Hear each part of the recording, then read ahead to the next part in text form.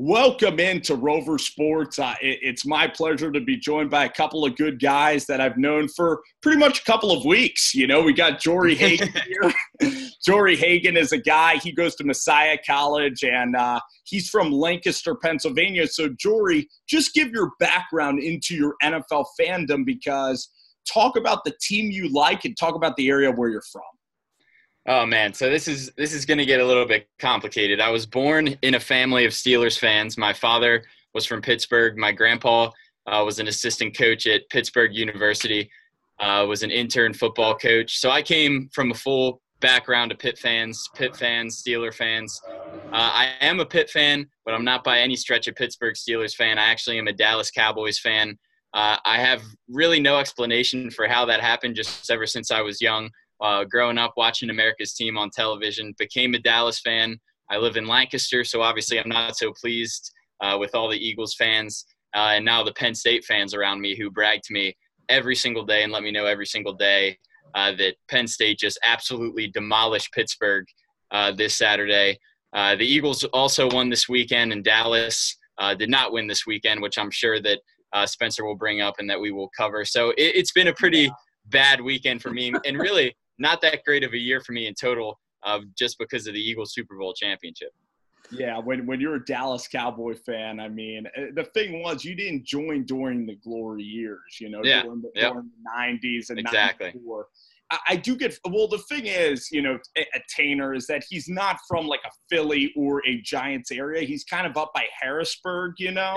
Yeah. So that's kind of – you're kind of in a free – kind of a free space to roam. You're not like Philly. You're not New York. Because me and Chris here, the Entertainer, we go to Giants-Cowboys games, and there's fans of Chris. They live in Jersey or they live in New York, and they're Cowboy fans. And that's inexcusable to us. I'm sorry, Spencer. I think I fell out of the stream. I don't see you guys. You don't see us? No. I could see you fine. Hold on one second. You know, maybe it's the connection, but we're going to keep it going here. Me and Jory are on the stream. So is it black? Yeah. Give me a second. I'm going to try to come back in. Okay. All right. Hold on. We're going to be okay here. We're just getting everything checked out here. 1 second. These New York fans, man. They got nothing under control. So, Jory, have you been watching what's been going on tonight? I mean, Sam Darnold is out of the game in the third quarter. Have you been watching this football game tonight? I watched the first half of the game. Sam Darnold obviously threw that interception right off the bat. I think it was his first throw of the game, actually, and his first throw of the regular season was an interception. He made a bad read thrown across his body back across the middle of the field. Not just an interception, a pick six. Yeah, yep. And it's a rookie mistake. He knows what he did wrong. He'll learn from it, but he's having a phenomenal game. Stafford isn't playing too well. He threw a pick six to start things off, and I was going to say he had another interception, but I don't think that he did. I think I got you guys now. You're back. Awesome. Yeah. So, Jory, do you think that Matt Stafford is overrated, underrated, properly rated? You know, I think he's properly rated, and I'll say that because a lot of people talk about Matt Stafford's record and how he hasn't done anything with the Lions. People bring up his playoff record all the time, but then there's a group of people that say he's overrated. So I think there's a lot of people that say he's underrated. There's a lot of people that say he's overrated. I say he's right smack dab in the middle. He's a good quarterback. I think he would be really good. I think he'd be elite almost if he was on a more competitive team. But you know, I'm a Matt Stafford fan. I think that he's a pretty good quarterback. He makes good decisions. Obviously, he's not on the same level as Aaron Rodgers and Tom Brady, but he's a pretty good NFL quarterback. I'm going to interject on Matt Stafford. I think he's average, maybe slightly below average. I think he's benefited his entire career from playing in a dome. He had Calvin Johnson the first half of his career. I think that helped his statistics tremendously. I think he's an okay quarterback, but I personally think he's a little bit overrated, actually. I agree, and this is a beautiful night for the Matt Stafford overrated club. This is our holiday. And I actually like that we could both agree that we at least both hate the Philadelphia Eagles. So we can agree on that. So we're starting to agree. And the guy's a good guy. I mean, He seems like a great guy, yeah. He's a bad guy. But we might have to bring the worst out of him because this week That's true. our Giants need a damn win, and you're standing in the way in Arlington. I'm really – this is a must-win game, I think, for both teams. This is a huge game. I would agree. Especially after the Eagles' performance week 1, they showed that they can beat a good team like the Falcons, a good playoff team like the Falcons, even with their backup quarterback in Nick Foles, who I thought was going to come out and not play near as well as he did in the playoffs last year and at the end of the regular season. But this is a really good Eagles team, as much as I hate to say it. And I think almost every game is a must-win, at least when you're playing a competitive team or a team that's below your caliber. You have to win those games. You have to win the winnable games if you're New York or if you're Dallas to keep up with the Philadelphia Eagles, because they're going to do that all year long. Hey, Tanner, you know what the only good thing about the Cowboys, like, winning a couple games this year is? What? Jason Garrett might stay in Well, I don't know how he's still – he's like Marvin Lewis over in Cincinnati. I don't know how he still has a job. He's had a job for like a decade. And the same thing with Jason Garrett. He's been a mediocre coach his entire career. And you would think that this is the same franchise that got rid of Jimmy Johnson after he won a Super Bowl. Right. But they've been keeping this mediocre coach around. It's because he's a Jerry guy.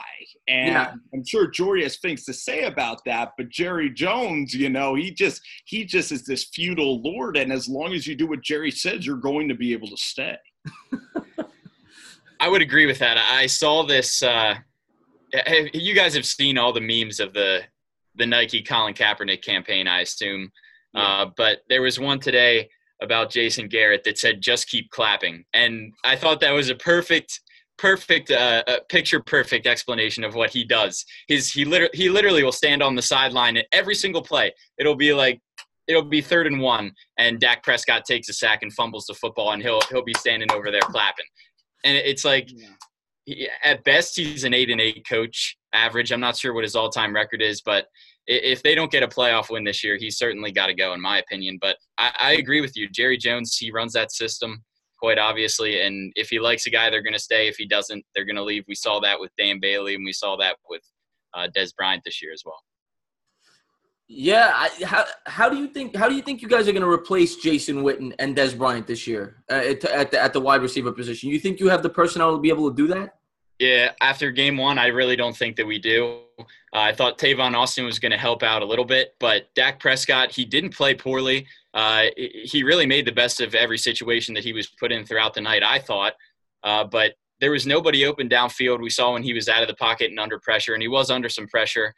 Travis Frederick was out with an injury, so that kind of took a toll on their offensive line and Dak's protection. But with Dak out of the pocket, the wide receivers were stagnant. They weren't moving around, getting open for Dak Prescott, and the run game wasn't open as well. So Dak Prescott, I think, made the best of the situations that he was put in, but we just don't have a downfield threat. Yeah, that was one thing I noticed. When I watched the Cowboys game, I thought they did a horrible job with play calling. They only gave Zeke 15 carries. That's the guy. That's the guy that's supposed to be you run your offense around, right? And I agree. Yeah, they didn't do a good job there, and I hope as a Giant fan next week you do the same thing. I hope we do not. And just put that. You know what, Jory? I think that Dak Prescott benefited from the first year of like the expectations, low expectations. He comes out, he wins 13 games. He doesn't turn the football over. The problem with him is he was a 4th-round guy because he isn't able to stretch the field really. And I'm not sure that Dak is the guy. And if you were going to pull if I was a Cowboys fan, I would honestly want some kid next year. I'd want a wholesale change there. Yeah, I wouldn't necessarily say a complete change immediately, but I do agree with you that I don't think Dak Prescott is the long-term option if we want to win a Super Bowl, obviously, because that's the potential end goal. I really don't think Dak Prescott is the guy that's going to get that done. I thought after the first year I had really high expectations coming into the second year, but with Zeke out, that took a toll on him. And now losing Jason Witten and Des Bryant, who he was used to being able to just air the ball out and they'll go up and get it. Without those two options, we did add Tavon Austin, like I just mentioned a few minutes ago, but we just don't have any viable options that are comparable to Des Bryant and the Hall of Fame tight end Jason Witten. Yeah, I think the key to this game for the Giants is to force Dak to throw the football. I think it's the same key I had against for Jacksonville week 1. They have to get him in 3rd and long situations. I'm not going to give away my statistical analysis for my video, but Dak is not a very good quarterback in 3rd and long. I'll tell you that right now. I've been looking at the stats. I think they converted 19 of 92 3rd and long conversions last year. Not a good number. And if they could get him into 3rd and 7 or longer, Dallas is going to struggle this week. And that's got to be the key for the Giants, because then Betcher could unleash the blitz. Yeah. And I think that can turn the ball over if they could get him into those situations. That's what we need. We need hits. And you guys have been watching the Giants for a couple of years. And sometimes I laugh because when Ben McAdoo was on TV, people that don't like the Giants are always forced to watch our games. And they sucked, like with McAdoo. It was like 10-6 games. It was like torturous watching the Giants. But I want to see us finally break out, Tainer. Like, I want to see us get to like 30 points on offense, some deep balls to Beckham, some kind of consistency. Like, can the Giants get to 28 points in a football game? They got to open it up this week. There's no doubt about it. And I think they will. I don't know if Dallas has an underrated defense now. Dallas was a top, I think, 10, 11, 12 defense last year. So, you don't realize that until, I looked into the numbers. They have a pretty good defense. But yeah, the Giants, I think we're going to open up much more than they did last week against Jacksonville. That's 100%. Yeah, Jory, I'm kind of tired of playing good defenses, but you guys have like Leighton Vander Esch. I mean, what guys are playing well? Is Owuzie playing a lot better? Like, are these young kids coming on for the Cowboys? The secondary played very well on Sunday in the first half, and that's what I wanted to touch on a little bit, is how well that secondary did. And that was it kind of went the opposite way of which I thought it was going to go, where I thought the defensive line for Dallas was going to do a great job. Pretty good defensive line. It's been improving. They've had some guys come back from suspensions and back from injuries. They're going to be able to put a lot of pressure on the quarterback this year. And if their secondary can play the way that it did, even against Cam Newton, who had a pretty good day, I think this defense is going to be a little better than people thought. I don't think by any means that it's going to be one of the top defenses in the league, and I don't even really know, and I don't even really think that it's going to continue, in which I mean that their secondary playing the way that they did in week 1. But, the young guys are playing well. I like this new linebacker that we drafted in the first round. I like the way that things are trending on the defensive side of the ball. And now it's the offense that I'm kind of worried about, which I did not think that was how it was going to be 2 years ago when Dak first came into the league. Hey, Jory, can you name one Giants offensive lineman this year? I can't. Wait, well, I'll give you a big hint. He's one of the worst linemen in the whole league. Have you ever heard his name, Eric Flowers? Have you heard that name? I've heard that name. Hold on 1 second. He's the household name. So you know what, Jory? What we're going to do here is we're going to be doing some film reviews, and we're going to invite Chris back in. We're going to go around the league. But, Jory, before we get into each football game, because, Chris, I was just telling Jory that I want to go around the league here on my show here for a couple of minutes while I have you guys. What are some of the big takeaways real quick before we dive into each score? What are your big takeaway for the weekend that was? The biggest shock to me this week was the Bucs. The Bucs beating the Saints. That was a shocker. Ryan Fitzpatrick looked like he was Joe Montana. He threw 4 touchdowns, 400 yards. It was a shootout. I didn't expect that. I thought the Saints were going to beat them by 3-4 scores. If you play Survivor of football, you'd be one of the last standing.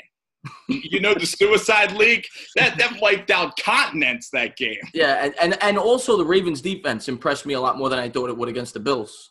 Hey, you could feel the defense, when your friends down in Brooklyn and they can beat the Bills, man. The Bills offensive line is terrible. But yeah, that was a massacre. I knew a Bills fan that went to that game and he left at halftime. He said it was one of the worst experiences of his life. I didn't expect. I thought the Ravens would win, but I thought it'd be like a 27-21 type game, and I think it was going to be 47-3. Yeah, and and the Jets tonight. The Jets tonight really surprised me. The Darnold really impressed me tonight. He looks like he's the real deal. Yeah, would you start Josh Allen in Buffalo, even though the guy almost can get killed? It's almost crazy, sending him to the Wolves. I like Josh Allen's talent. I think he reminds me of Cam Newton. I'm not saying he's going to be as good as him, but I think he has that potential. At this point, I mean, Peterman looks like he should be playing high school football. So at this point, I would probably give Josh Allen the start. Absolutely. Jory, what did you think? I guess I'll tee up what was your first? I'll ask you, what was your big takeaway from the NFL games this weekend? There was a lot of them. I'm tempted to talk about Patrick Mahomes and what the Chiefs did and how well Patrick Mahomes played. He looked like a veteran quarterback. We'll see, I'm sure, if we look at some of his film. His arm strength is just incredible. The back foot throws that he's putting on a rope, 20 yards, 30 yards downfield. He played phenomenal. But what I'm going to say is how well the Bears played. Even though they lost that game against the Packers, and Aaron Rodgers is just phenomenal. He's a guy. He's the best ever, in my opinion. He's the best. He's unbelievable when he's down in the fourth quarter. He's probably the best quarterback, the best comeback quarterback in the fourth quarter of all time. But what I wanted to touch on is how much I like the offensive play calling from the Chicago Bears. They really mixed things up, and I liked the formations. I liked the motions, moving the defenses around. I really liked how they opened things up in their head coach's debut. They really did put it to the Packers. Trubisky played well. Even though they didn't get the win, I think it is a positive takeaway from week one if you're a Chicago Bears fan, even though you obviously took the loss to the Packers. And Chris, the cool part is, Jory, you probably played against Matt Nagy's high school, Manheim Central. I did. And that was not a fun experience. I want to go back to the Chiefs. The Chiefs are actually my Super Bowl pick this year. I got them going to the Super Bowl out of the AFC. Same here, man. I love Mahomes' talent. And Andy Reid, to me, and I said this to Ian earlier today, Andy Reid, to me, is the smartest coach in the NFL, other than Belichick. And he did the same thing last year, week one, if you remember, against the Patriots. When you give him a month to prepare for a game, it really shows. And week one this year against the Chargers, he had 2, 3, 4, 5 weeks to prepare for that. And I knew the Chiefs were going to win that game because of it. It's a bye week that Reid has. And the problem is in the playoffs, though, I do want to just strangle Reid because he doesn't have that freaking energy and that killer instinct. He pisses me off. I mean, that Steelers-Chiefs game with Alex Smith where they're lethargic and they play not to win these playoff games. Like they just play so conservative. It makes me lose my mind watching that dude in the playoffs. Yeah, but I'll say that, and I'm sure you feel the same way as a Cowboy fan. I was thrilled when Andy Reid got out of our division because he used to kill the Giants. Yep. He is a mastermind. He is an offensive mastermind, and I really think with the pieces the Chiefs have and Mahomes at quarterback, they're going to be very tough to beat this year. I agree with you completely. Their offensive play calling was phenomenal as well. They ran the same play twice throughout the game that I thought was an awesome play, and they used it to set up a touchdown pass later in the game that we'll see if we look at the film. But his offensive play calling is just absolutely phenomenal, and he set up Patrick Mahomes for a lot of success. And when you set up a guy with that kind of arm strength and as young as he is, that kind of football IQ, it's going to be dangerous. And the Super Bowl pick, the Kansas City Super Bowl pick, that's a pretty darn good pick out of the AFC. It's a ballsy pick, because it's a ballsy pick, but a good one. People love to say the LA Chargers. That was the big. That's the sexy pick this year. And you can't pick the Patriots because that's boring. Who's going to pick the Patriots, right? Yeah. I don't believe in Rivers, that whole team. There's just something going on around that team. And they play in a freaking soccer stadium where all the Chiefs fans were there. And that was nuts. You see that play. I mean, the cool part is we're going to go over some film tomorrow. Me and Jory are going to go over some film. They did I'm going to call it like a jump pass. Did you see that? Like a shovel pass. Yeah. Twice. And like Kareem Hunt's hand was like here. And it somehow perfectly was choreographed. I mean, yeah. Kareem Hunt is legit. That guy, and Tyreek Hill to me is the most electrifying player in the NFL. He could be, if he doesn't get hurt, he could honestly be an MVP candidate. That's how damn good Tyreek Hill is. Yeah. He's unbelievably fast, and he has amazing hands as well. But that play that you touched on, it was such a great play call by Andy Reid. And I guess I won't go into it too much since we're going to do that film review tomorrow. But just the way that he uses his offensive line and pulls guards to deceive a defense, making the defense think that a play is going to the right when it's going to the left, and it deceived the defense so well that it actually worked 2 times inside the 10-yard line. So we'll talk about that tomorrow when we do that film review. I'm going to play a little game with you guys right now. Again, this is Chris the Entertainer here, and this is Rover Sports. And Jory, this is your first time under fire, man, and I'm putting you up with the Tainer. So Let's do it. With Brooklyn himself, Entertainer. I'm going to play a little game, and since I like it because it's my show, I'm going to play a little game, and it's called Snakes in the Grass. I could name it Pretender or Contenders, but Snakes in the Grass. And if this team is a good team, it's a snake.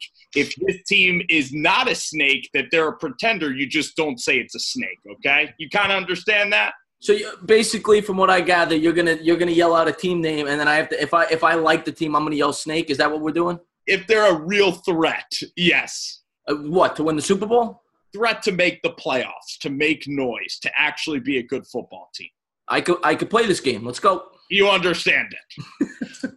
you maybe we'll get simultaneous answers. First time debuting this incredible game that nobody's come up with before. The Washington Redskins. Snake or no snake? No, I'm not going to say snake for them, no. 24-6 win. Is it just the Cardinals being trash? I think the Redskins have a pretty good team, but they play in a very tough division, and they have a very tough schedule. And I don't think Arizona's that good this year. Jory, what do you think? I think David Johnson had a terrible game. And for the Cardinals to have any success at all on the offensive side of the ball, they're going to need him to step it up. But I agree. The Redskins have a tough schedule. They're in one of the hardest divisions in football. And that's assuming that the Cowboys and the Giants play well this year, which I think that one of the two certainly will have a pretty good season, an above 500 season. So the Redskins got it tough, and I just don't trust them. Alex Smith's first year at the starting quarterback position in Washington, it's going to be a new experience for him, and we'll see how that goes. I think they're going to be improved from last year and from what we know the Redskins to be, but by no means do I think that the Washington Redskins are going to make the playoffs. What did the Redskins won 7 games last year? Yeah. See, I could see them being a much better team this year and still having 7 wins because of their schedule. Yeah. Yeah, I agree with you guys. I don't think there's any threat. Because this is the team that's going to just go back, and they're going to play the Colts at home, and everybody's going to expect them to win, and that's where they will choke. That's where they will choke. I'm not going to tell you my opinions here on this game. I really do, but the Denver Broncos. Snake.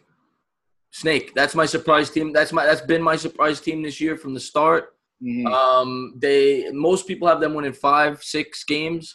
I think that granted they are in a very tough division.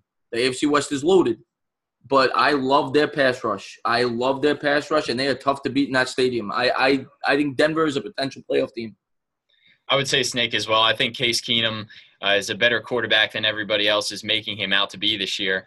I think there's a lot of expectation for a drop-off for Case Keenum after leaving that great Minnesota Vikings organization that's been on the rise for a while now. But I think Case Keenum is legit. He makes good decisions.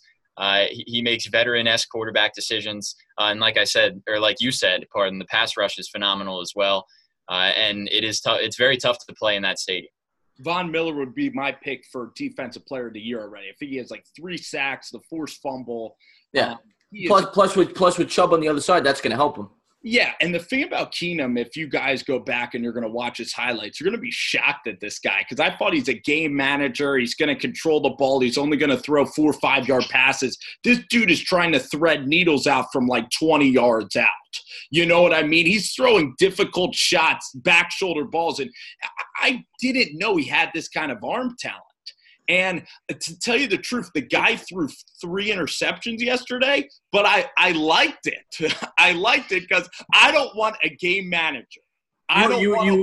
You want an Eli Manning, a guy who's not scared to make that throw. 3 touchdowns, 330 yards. I'm tired of teams with good defenses saying, well, all the quarterback has to do is don't turn the ball over. You know what you're going to get with that quarterback? You're going to get a shitty quarterback. If you tell him, don't mess it up. You're the one guy who's messing it up. And Jory, you see that so much with Mark Sanchez and all these guys. Don't you see that with good defenses all the time? They try to just take the game away from the quarterback. Yeah, I agree with you completely. They do shift the game towards the defensive side of things. You do agree with me completely. We Well, I brought you on the show. That's a snake. We saw this kind of with the Seattle Seahawks in how they put their focus on their defense and where their team is today. And that's no shot to Russell Wilson whatsoever. But Pete Carroll built that team defensively. They didn't build that team around Russell Wilson, as good of a quarterback as he may be. They built that as a defensive team. And when that defense fell apart, look what you have. You have Russell Wilson trying to carry the team, and it's not going very well for Pete Carroll on the Seattle Seahawks. So to me, in the NFL today, you build a team offensively. And as much as the old-timers hate to see that, they hate to see the league shifting like this to a very air raid style game that it is now. That's just how it is. That's how the NFL is today. You don't build your team defensively. You still want a good defense, but it's quarterback first and air raid style play first, in my opinion. One thing I'll say about that theory, though, and I get what you're saying. It's become more of a passing league. If you look at the best teams last year, 9 out of the top 10 teams rushing leaders were playoff teams. So the run is still very important in today's NFL. You need the run to set up the pass. Yeah, I agree with you completely there. What I was just trying to say is the difference between defensive emphasis and offensive emphasis. The pass, I think, is still more important than the run in today's game. But you're right, the run is completely prominent. And we see that with just the Dallas Cowboys and my team, for an example. When those holes aren't there for Zeke and when Zeke's not hitting the holes, they don't win football games. And the crazy thing, well, I do like the 8-minute drives to end a game. Those are the things that I freaking love, are those 8-minute drives that you can run the ball down people's throat, and that'll win football games. So I understand, but I do think running the ball is so crucial. Yes, you got to have like a balanced attack, but you're seeing a lot of RPOs and easy throws that are being made. I kind of wanted to before we go, I kind of wanted to also talk about a couple of teams, Chris, that we have high expectations for, or at least I or the league had. And you look at the 49ers and the Pittsburgh Steelers get a tie yesterday with the freaking Browns. I mean, so what team is a good football team before the year, and what team are you really worried about from week one that you think that people rated highly this year? Between those two teams or just in general? In general, or between those teams. Yeah, in general. I was never very high on the 49ers this year. I didn't hate them, but I thought they were like a 7-9, 8-8 type team. The team I'd be worried about, if I was a fan of them, that I loved going in, that I thought was a Super Bowl contender, is the Saints. Their defense looked horrible, and that would be the team I'd be worried about. As far as a team that impressed me week one that maybe I didn't expect so much, I'd have to think about that. The Redskins would be one of them. I just think they have that tough schedule, but they look very good. The Ravens are another one. The Ravens really impressed me, the defense. Those would be the teams that stood out to me in terms of I had low expectations, now they raised them, and vice versa. Yeah, and Jory, the same question goes to you. I'm gonna talk about my sleeper team for the year for just a minute. I think the Atlanta Falcons are definitely a sleeper playoff team this year. That a lot of people have been picking on Matt Ryan and saying that he's not an elite quarterback. If I could, I would silence all that, because I think Matt Ryan makes phenomenal decisions. Imagine if you combined those two, Matt Ryan and Aaron Rodgers. That would be a darn good quarterback. Then you would have Matt Ryan's always been trying to be Aaron Rodgers. Yeah. So. But I think Matt Ryan is an elite quarterback. I think he's top 10, top 5, maybe even in the NFL. And I know some people might say that's a stretch, but I think with Julio and with Sanu, I think that he is if he's not, he has the potential to be a top 5 quarterback this year. I think that Atlanta defense is good enough for them to make a potential playoff run and a deep playoff run. And by no means is that my Super Bowl pick, but as a team that I think will impress more than people are expecting, I think the Atlanta Falcons are a pretty darn good football team, and one that a lot of people are overlooking. One that impressed me from this past week, like I mentioned earlier in this show, was the Chicago Bears. I love their offensive scheme. I love the new way that they're doing things. Mitch Trubisky, I think, is going to be awesome once he develops as a veteran quarterback in this league. I really like what's going on there. Their defense as well with Khalil Mack. We saw the impact that he had on that first game disrupting Aaron Rodgers in that first half. I think the Bears are going to be pretty darn good this year as well. That's a good pick. Everybody seems to really like the Bears this year. They're like that sexy pick. Yeah. As far as the top 5 quarterback, I got to be honest with you. I think that's a bit of a stretch. Matt Ryan. I mean, I got to think about it, but off the top of my head, Aaron Rodgers, Tom Brady, Drew Brees, Cam Newton. I personally put above him. And there's a couple. A healthy Andrew. Inaccurate. What? I don't know if I put Cam up there. What about Roethlisberger? I know he had a horrible week 1, but I don't know about Cam. I think I could excuse Roethlisberger. I could excuse him. I would put Jimmy. I'd put Garoppolo still. Wentz. Kirk. Yeah, Wentz. The thing with Cam Newton, and I think it's because he's not a traditional quarterback, I think a lot of people hate on the guy. People forget 2 years ago he was an MVP, and he was this close to winning a Super Bowl. So Cam Newton's a pretty damn good quarterback. Yeah. Oh, Russell Wilson. If you stack the deck neutral, I'd take him over. Yeah. Yeah. So there's certainly some guys, I'm going to talk about some of the storylines yesterday that surprised me a lot.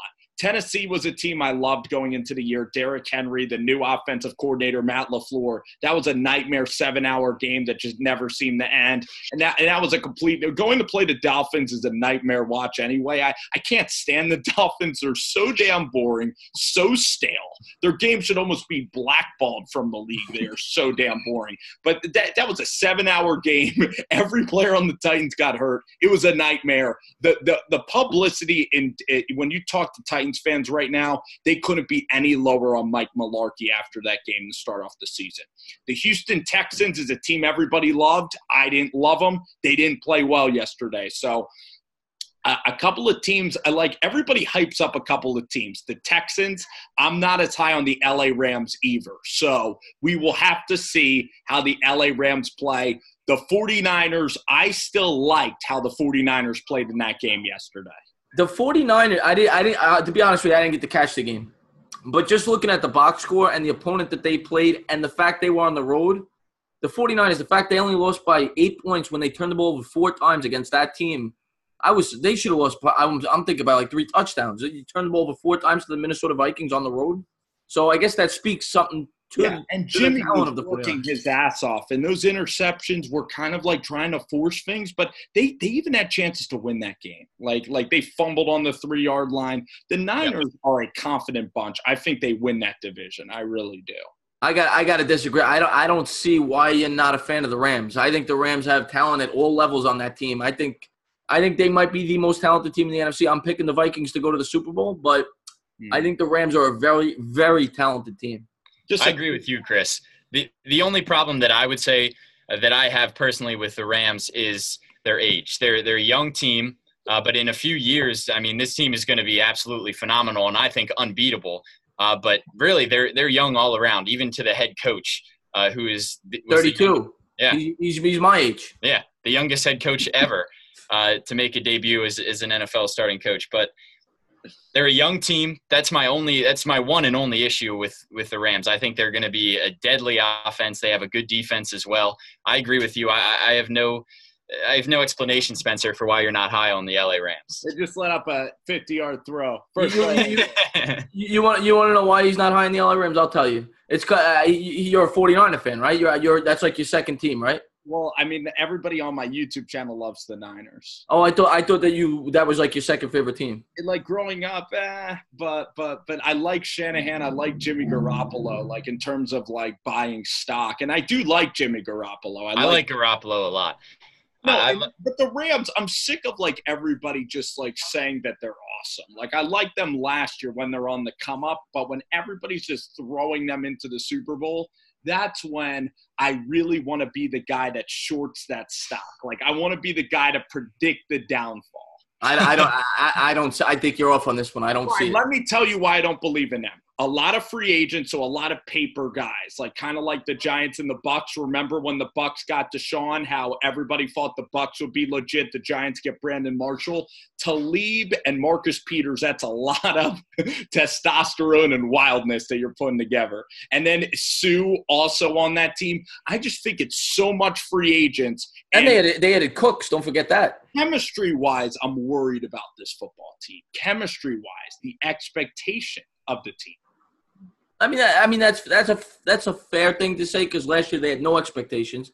They were similar to a team like the Redskins this year that have no expectations, and they came out of nowhere and they won 12 games. So and these guys are free agents because Talib's a little bit of a wild card. Same with Peters. I'm going to disagree with you, though. I think they're going to run away with that division. And I think the 49ers are a pretty good team, but I think the Rams are going to run away with that division. I know you got a lot of 49er listeners. They're probably going to hate me saying that. It's all right. That's my honest opinion. How about Jared Goff?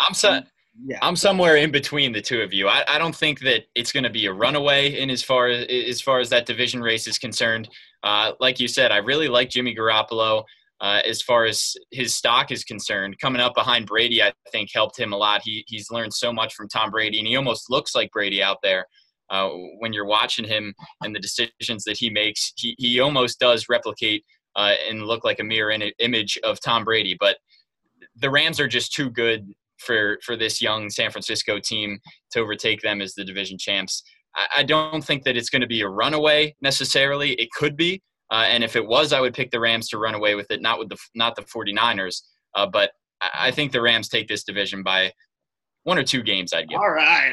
So if the 49ers win, I get this one. But yeah. I think the 49ers could still make the playoffs, though, if the Rams win that division, because the other 2 teams, in my opinion, are very weak. So I could see the 49ers potentially sweeping those other 4 games. So they could still win 10, 11 games in that division. That's a weak division, in my opinion, outside of the top 2. I agree. Guys, great stuff. I would like to do this weekly. Had a great time with you guys. Jory Hagen, he's going to be joining me for some film reviews. I'm going to be going on Chris the Entertainer's show pretty soon. And thank you guys so much for coming out. Thank you for having me. Hopefully, good luck on Sunday, but hopefully we come out with the win. Heck yeah. So not good luck. All righty, guys. It was nice